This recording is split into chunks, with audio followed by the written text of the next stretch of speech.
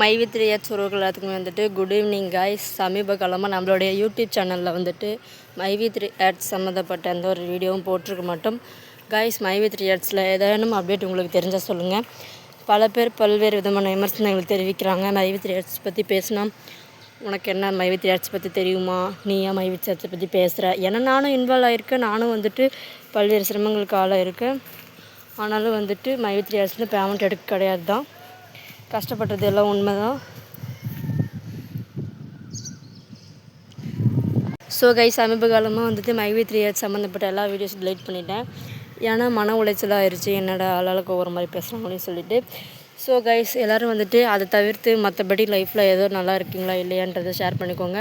நான் வந்துட்டு ஏதோ ஒரு சுமாரான வாழ்க்கையை தான் வாழ்ந்துட்டுருக்கேன்னு சொல்லுவேன். ரொம்பவுமே ஓவராகவும் அமௌண்ட்டு கிடையாது, ரொம்ப லோவாகவும் இருக்கிறேன்னு சொல்ல முடியாது. ஏதோ தேவைகளை பூர்த்தி பண்ணக்கூடிய வகையில் லைஃப்பை வாழ்ந்துட்டுருக்கேன். எல்லாருமே காய்ஸ் லைஃப்பில் நல்லா இருங்க, ஜாலியாக இருங்க, ஹாப்பியாக இருங்க. தொடர்ந்து வந்துட்டு நம்மளோட சேனலில் வந்துட்டு உங்களுக்கு பிடிக்கக்கூடிய வகையில் வீடியோஸ் போடலான்னு தான் இருக்கிறேன்.